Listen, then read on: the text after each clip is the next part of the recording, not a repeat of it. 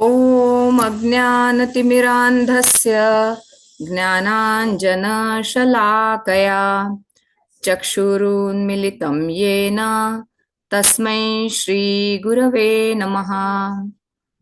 I was born in the darkest ignorance, and my spiritual master opened my eyes with the torch of knowledge. I offer my respectful obeisances unto him.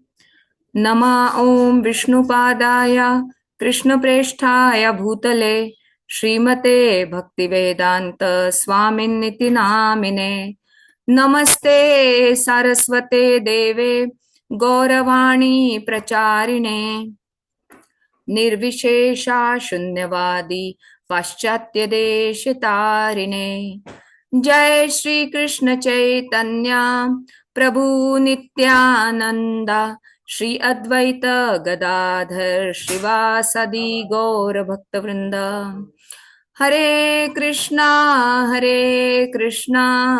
Krishna Krishna Hare Hare Hare Ram Ram Ram Hare Hare वाञ्छाकल्पतरुभ्यश्च कृपा सिन्धुभ्येव च पतितानां पावनेभ्यो वैष्णवेभ्यो नमो नमः.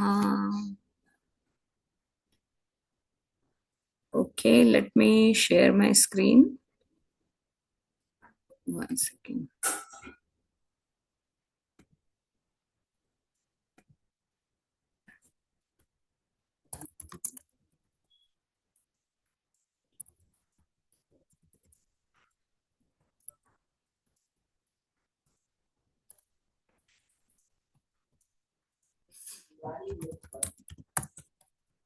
Okay, so let's start.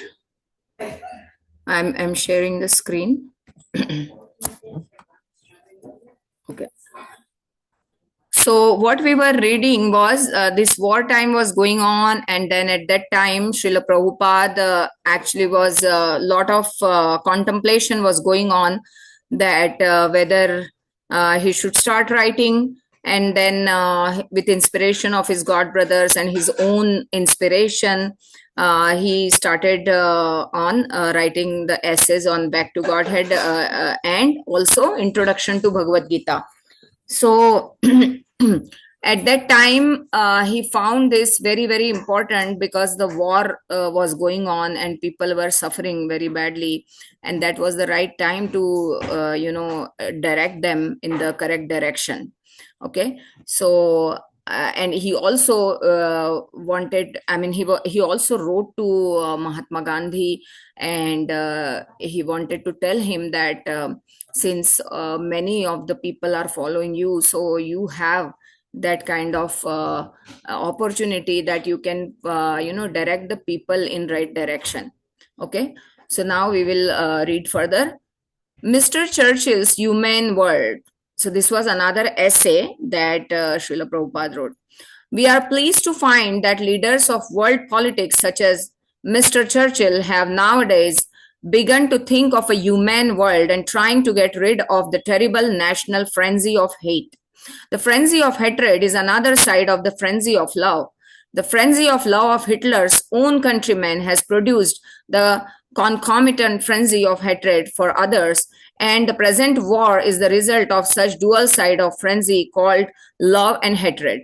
So when we wish to get rid of the frenzy of hate, we must be prepared to get rid of the frenzy of so-called love. This position of equilibrium free from love and hatred is attained only when men are sufficiently educated. So Prabhupada is actually instructing us neither to get too attached or too detached. That's a transcendental different concept given in Bhagavad Gita. But here Prabhupada is telling in different words which are understandable by common people. Until men were educated to see the soul within the body, the dual frenzy of love and hate would continue, and a human world would not be possible. This introspection, Abhay concluded, is easily attained by service of Godhead. So, Mr. Churchill's human world implies that we must go back to Godhead. Then, next is Mr. Bernard Shaw's wishful desire. Mr. Bernard Shaw has congratulated Mahatma Gandhi on the occasion of the latter 76th birthday in the following words. I can only wish this were Mr. Gandhi's 35th birthday instead of his 76th. We heartily join with Mr. Shaw in his attempt to subtract 41 years from the present age of Mahatma Gandhi. But death does not respect our wishful desire. Neither Mr. Shaw, nor Mahatma Gandhi, nor any other great personality had ever been able to solve the problem of death. The leaders of nations have opened many factories for manufacturing weapons for the art of killing, but none has opened a factory to manufacture weapons for protecting men from the cruel hands of death, although our wishful desire is always not to die. Men were preoccupied with the problem of how to get bread, although this problem was actually solved by nature. Men should try to solve the problem of death. Bhagavad Gita tells that the problem of death can be solved. Although death is everywhere in the material world, one who attains to me, says Krishna, never has to take his birth again in the material world. There is a spiritual world, non-destructible, and one who goes there does not come back to the region of death.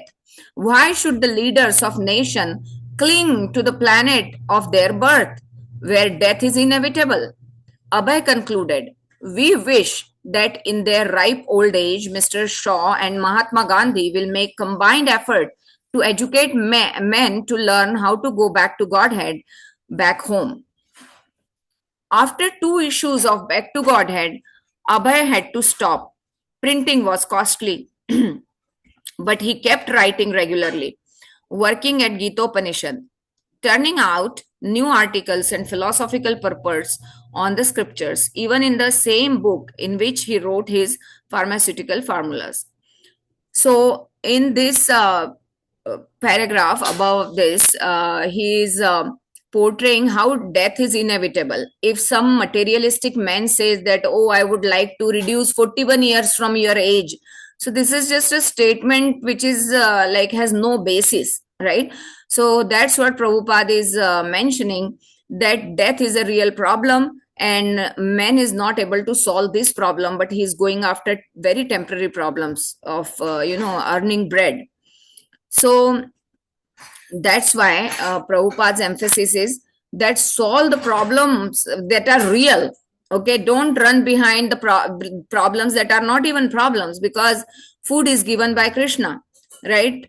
He gives vegetables, he gives fruits, everything is available. Nothing is manufactured by any man, right? Nothing can be created by any man. He only transforms whatever is available, right? Whatever has been given by the nature, by God. So that's why Abhay wants to emphasize these points, and mainly he is emphasizing to the big leaders who have some influence in the society, right? If they will follow, then others will definitely follow them. So, but unfortunately, he had to stop the printing because it was costly, and as we saw earlier also, that government was not giving him the paper easily. So then he still continued writing in the same book in which he wrote his pharmaceutical formulas. And this shows the intense desire of Srila Prabhupada to serve the humanity. And this is actually a human approach, right? To teach people about Krishna or God, right? To bring their consciousness to a higher level. Otherwise, if everybody will try to please other people materialistically, how much they can do? They can give them money that will last for a little bit of time. They can give them food that will also last for a little bit of time.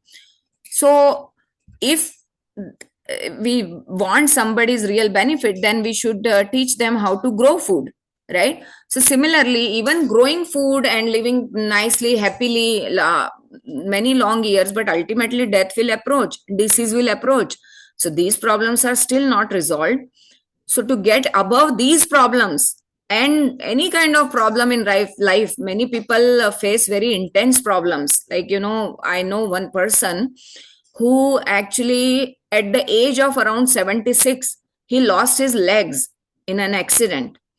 And it was so painful journey for this person that he couldn't survive after a few months or years, I guess 1 or 2 years.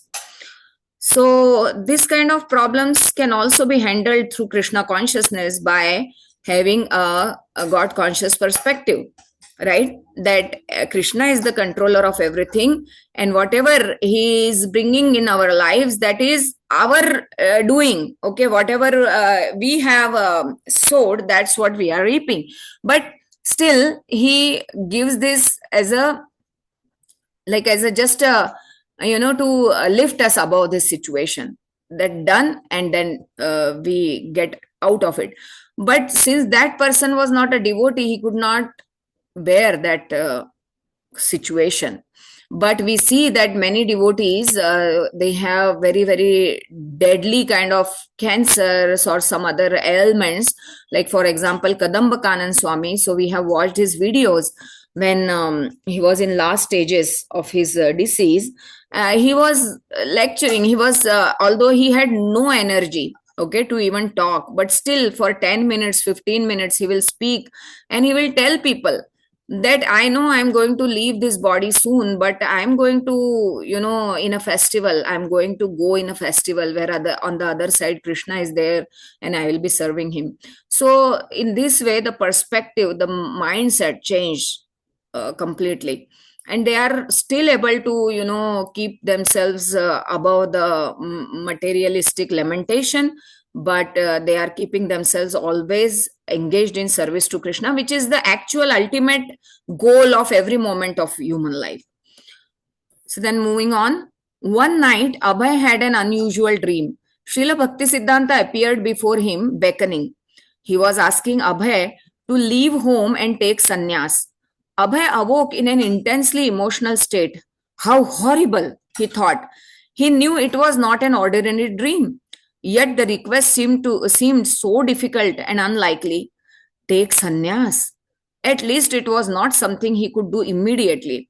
Now he had to improve the business, and with the profits, he would print books.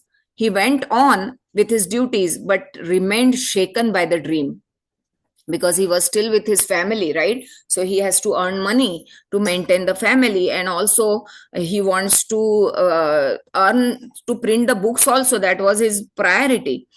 In 1945, the war over and India still in turmoil under British rule, Abhay saw a good opportunity to make his business more successful. In Lucknow, 600 miles from Calcutta, he rented a building and opened his own factory, Abhay Charan Day and Sons.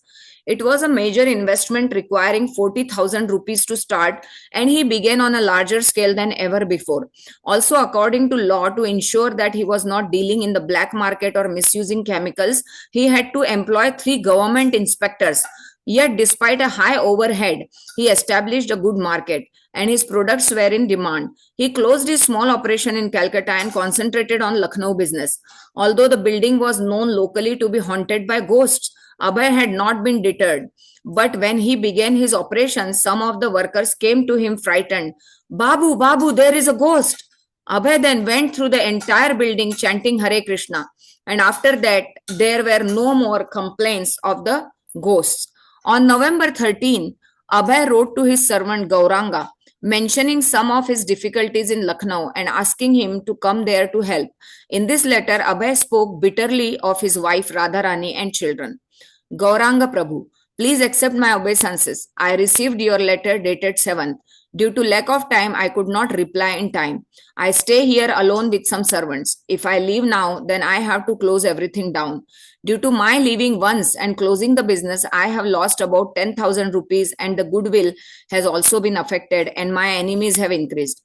That is why I am fighting, practically staking my whole life. I am staying here all alone in the middle of so many difficulties, not for nothing. That's why I was writing to you repeatedly to come here. As soon as you receive this letter, show it to Dubra. Take at least 10 rupees from him and come here. When you come here, I will make arrangements to send money to your home. What's the point in holding you back with an excuse that there is no servant or maid servant? I tried to serve them enough by keeping servants, maid servants, and cooks. So actually, probably looks like he's his maid servant person. Okay, so he wants him to come with him so that he can help there rather than, serving his wife and children. So that's why he's speaking like that. I tried to serve them enough by keeping servants, maid servants, and cooks, but up until today, they have not become attached to devotional service. So I'm no more interested about those affairs. So in this way, a person gets completely detached if the dependents are not giving proper reciprocation to devotional service, even though they are getting all the facilities. When you come here, then I will go to Calcutta. If I see that they are interested about devotional service, then only I will maintain my establishment there. Otherwise, I will not maintain them anymore. Bring a quilt for me. Your Sabha. The two interests, family and preaching, were conflicting. Radharani had never shown any interest in Back to Godhead. She seemed to work against his enthusiasm, both for publishing and for earning. The business was called Abhay Charan Day and Sons, and yet the sons were disinclined to help. And when he had called for his servant to join him in Lucknow, the family had objected, saying they needed Gauranga more here. What was the use? The family was interested neither in backing him in his business nor in taking up the life of devotional service. And since his business was primarily an outcome of his family life, he resented that he had to give it so much of his energy. It was the old economic law by Marshall that he had learned in college. Without family affection, a man's economic impetus is weakened. So if there is not enough reciprocation from the family, then there is no purpose left, to earn and maintain them, because it's a mutual loving relationship, right? It's from both the sides. Of course, there could be a compatible balance between family service and devotional service. Bhaktivinoda Thakur had described two simultaneous obligations, bodily and spiritual. Social status, mental development, cleanliness, nourishment, and the struggle for existence were all bodily obligations. The activities of devotional service to Krishna were spiritual, and the two should parallel one another. In Bhaktivinoda Thakur's life, his family was a source of spiritual encouragement, and he used his social position to advance his preaching. So Bhaktivinoda Thakur was a Supreme Court magistrate. So he had a very, very high social stature in the British government. Okay. And still he was a very, very elevated Vaishnava. He was a pure devotee. So he was using his position to preach also, right? He was so talented that British government had made a railway track from his home to the office. Can you imagine that he used to use the government's railway track that was exclusively laid down by government for him, and he was giving the judgments very quickly, because he was completely dependent on Krishna. So this is what we learn from these people who are actually in material life as well, but they are not thinking in material ways, right? They are completely depending on Krishna and serving the society. So that's what we want from everyone, that when we go out in school or college or to work, we should be in a mood to serve, okay, and to learn, okay, both the things. But Abhay's experience had been different. The two paths seemed to be at war, each threatening the other's existence. So in Bhaktivinoda Thakur's case, the family was supportive, right? His wife was submissive. But in this case, in Prabhupada's case, it was little different. He felt himself operating somewhat like the materialist he had criticized in his writing, absorbed in struggle for existence with insufficient time for self-realization. Although his family made more and more demands of him, he was feeling less inclined to work for them and more inclined to preach Krishna consciousness. It was a predicament. He could only push on diligently, support his family, expand his business, and hope for a great success so that he could revive his publishing. But the Lucknow factory seemed almost beyond his means. He had purposely begun on a large scale with the aim of making a larger profit, but monthly expenses were high. He had fallen behind in his rent, and now He was involved in a court case with the landlord. Although he was visiting Calcutta regularly and shipping raw materials from Calcutta to Lucknow, Delhi, he always found his family members in Calcutta uncooperative. His servant Gauranga was also reluctant to work as Abhay required and was thinking of going back to live with his family. Abhay again wrote to Gauranga on the 23rd. So, yeah, we are about to finish. Offering my humble obeisances at the feet of the Vaishnava, Gauranga Prabhu. So, although he is a servant at their house, but look at his language, Srila Prabhupada's language. Offering my humble obeisances at the feet of the Vaishnava, Gauranga Prabhu, I have received your postcard dated 18/11/45. So, it is 1945 and got all the informations. There is no need to come here just for a month after spending the money and then go back. For the present, take 25 rupees from Dubra and go home. Probably Dubra is his, he calls lovingly to his son or something. Write a letter to me after your arrival, then I will send the rest of your money in 1 or 2 installments by money order. Then from there, you let me know when can you come here. I have started my work here in fairly big scale. You have seen that with your own eyes. So if there is no income, who will spend for a court interrogation? Everything is on my head. The brother and sons are just eating and sleeping like a bunch of females and breaking the eggs on my head. You go home as soon as you get the money and try to come back as soon as possible. Yours, Sri Abhay Charan Day.